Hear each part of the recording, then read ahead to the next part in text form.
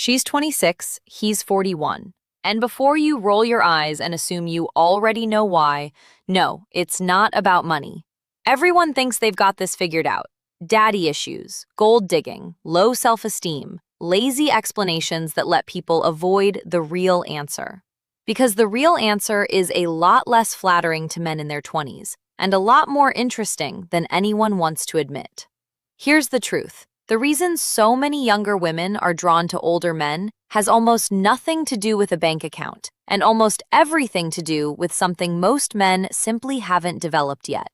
Stay with me for the next 20 minutes, because by the end of this, you're going to see dating, attraction, and maturity completely differently, whether you're a woman trying to understand your own pattern or a man wondering why he keeps getting overlooked. Let's start by killing the laziest explanation first, because it deserves to die. Yes, some age gap relationships are transactional. Nobody's pretending that doesn't exist. But if money were the main driver, this pattern would only show up among wealthy, older men dating from a position of financial power.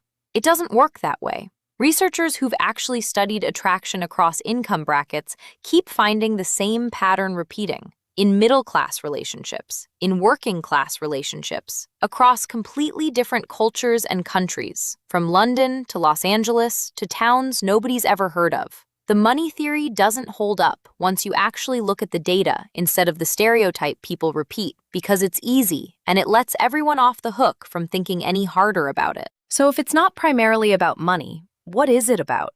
The word that keeps showing up in study after study isn't wealth, and it isn't status. It's emotional regulation. The simple, unglamorous ability to stay calm, grounded, and steady when life gets messy. And here's the part that stings a little. That's not something you can fake at 24. It has to actually be built over years, usually the hard way, through failed relationships, through embarrassing arguments, through moments a person would rather forget. Ask any woman in her mid-20s what dating men her own age has actually felt like, and you'll hear the same complaints on repeat, almost word for word, across completely different cities and completely different women who've never met each other.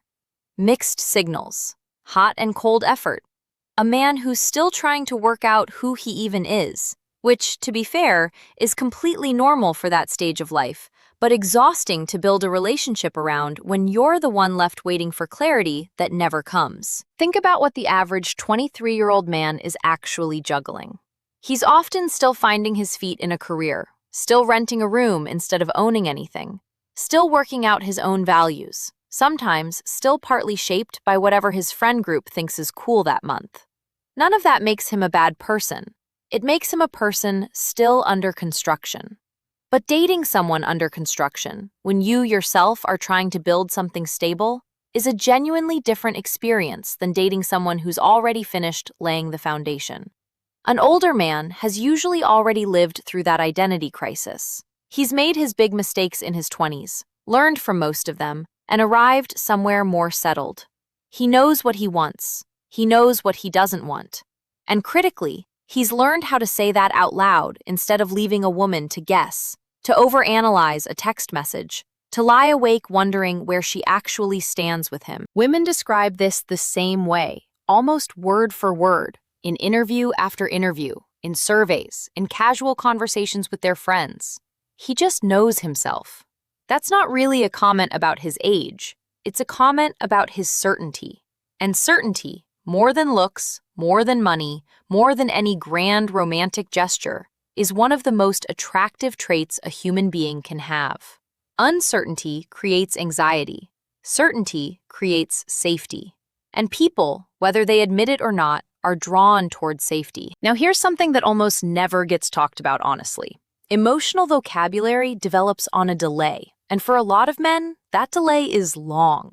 Many men don't build the language to name what they're feeling, set a boundary without getting defensive, or de-escalate an argument without shutting down completely until their 30s, sometimes later. This isn't a character flaw. It's not men being broken. It's development. And life experience is really the only teacher that builds it. School doesn't teach it. Most households don't model it well. It gets learned the hard way, usually after a relationship has already fallen apart because of its absence. So when a woman in her 20s dates a man 10 or 15 years older, she's often experiencing something for the first time. A disagreement that doesn't spiral into a cold war. A hard conversation that ends in resolution instead of silence or a slammed door. A partner who can say, "I'm frustrated. Give me 20 minutes, and then let's talk," instead of just going quiet for 3 days and pretending nothing happened. That one difference, feeling heard instead of feeling managed, can outweigh almost every other item on a dating profile checklist, no matter how attractive or ambitious the younger alternative looks on paper. There's a second factor that gets ignored just as often, and that's direction. A man in his early 20s might have ambition, sure, but rarely a finished plan. He's still auditioning careers, still figuring out his own identity, still building the foundation his life will eventually sit on. He might change jobs 3 times in 2 years, move cities on a whim, or restart his goals every few months because something new caught his attention. A man in his late 30s or 40s has usually already built something real, a career with momentum, a daily routine that isn't chaos, a clear sense of who he is and where he's headed, and enough life experience to know which mistakes aren't worth repeating. For a woman who's also building her own life, her own career, her own sense of direction, being with someone who already has that settled removes a very specific kind of anxiety. The fear of being someone's placeholder while he spends 5 more years figuring himself out. This has nothing to do with a man's income. It's about not feeling like an experiment in someone else's unfinished life, and about not having to shoulder the emotional labor of essentially co-parenting a grown man's development while trying to build her own. There's also a psychological piece worth naming directly, because British and American audiences in particular tend to dance around it. Attachment style. Women who've done real work on their own attachment patterns, through therapy, through self-reflection, through simply getting older and wiser, often find that emotionally avoidant or anxious men their own age trigger exactly the instability they're trying to move away from. It's not that younger men are worse people. It's that a lot of them haven't yet done the work to recognize their own patterns, let alone manage them in a relationship. An older man who has done his own inner work, even informally, even just through sheer trial and error, tends to offer a nervous system that isn't constantly firing alarm bells. That calmness isn't boring, it's regulating. And regulation, to a woman who has spent her 20s in chaotic relationships, can feel like the most attractive quality in the world, more magnetic than any six-pack or sports car could ever be. Let's talk about conflict specifically for a moment, because this is where the age gap tends to show up most clearly. In a lot of relationships between two people in their early 20s, conflict becomes a competition. Who can win the argument? Who can prove their point harder? Who can out-stubborn the other person until somebody caves out of exhaustion rather than resolution? It's not because either person is a bad partner. It's because neither of them has yet learned that the goal of conflict isn't to win, it's to understand. An older partner, more often than not, has already been humbled by enough failed relationships to know that winning an argument and keeping a relationship are two completely different goals, and sometimes they're even opposites. He's learned, usually the hard way, that being right in the moment and being respected 6 months later are not the same thing. That shift in approach to conflict alone can transform how safe a relationship feels. And safety, as we already said, is one of the most underrated forms of attraction there is. There's also the question of consistency, which sounds boring until you've lived without it. A 24-year-old man might text constantly for 2 weeks, and then go quiet for 4 days without explanation. Not out of malice, but because his own emotional world is still a bit unpredictable to even him. An older man, having lived through enough relationships to understand the cost of inconsistency, tends to build steadier patterns. He calls when he says he'll call. He shows up when he says he'll show up. It sounds almost too simple to matter, but ask any woman what actually earns her trust, and consistency will come up faster than any grand gesture ever will. Now, the part men watching this really don't want to hear, but need to. If you're in your 20s or early 30s and frustrated that women your age seem to prefer older men, the fix was never wait 10 years. Age on its own fixes nothing.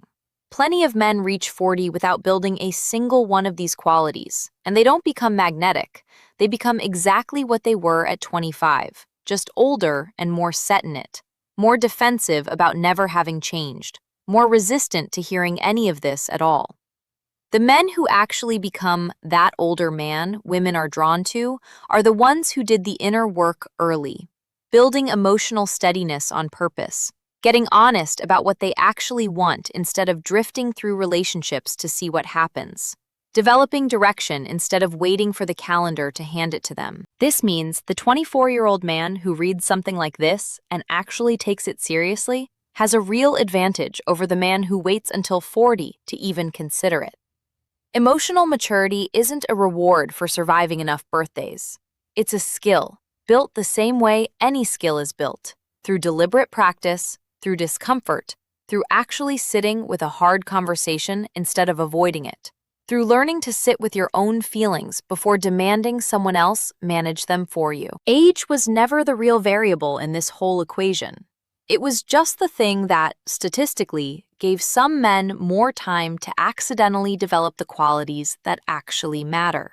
Which means the advantage isn't locked behind a birth certificate. It's available to anyone willing to do the work now, instead of waiting for the calendar to do it for them. A 25-year-old who reads a single book on emotional regulation, who goes to therapy once, who actually practices sitting with discomfort instead of running from it, can leapfrog men twice his age who never bothered. And it's worth saying clearly, this isn't a knock on younger men as a group, and it's not some universal rule that every older man is a catch. Plenty of older men never do this work either, and plenty of younger men are already miles ahead of their peers because they started early. What we're really talking about isn't age at all. It's a set of habits, steadiness, self-awareness, direction, the ability to communicate under pressure, that happen to correlate with age simply because most people don't get around to building them until life forces them to. So the next time someone tells you a younger woman dating an older man is just about the money, you'll know the real story. She's not chasing his wallet. She's chasing his steadiness, his certainty, and a version of communication that usually only comes from having lived a bit more life and paid attention while doing it. She's chasing the feeling of not having to manage someone else's emotional development while trying to live her own life at the same time. And honestly, that's good news for everyone watching this. None of what we just talked about is exclusive to age. It's a skill set. Every single trait on this list, emotional regulation, self-awareness, direction, calm communication, consistency, can be built starting today, at any age, by anyone willing to actually put the work in and stop waiting for time to do it for them. If this changed how you look at attraction, relationships,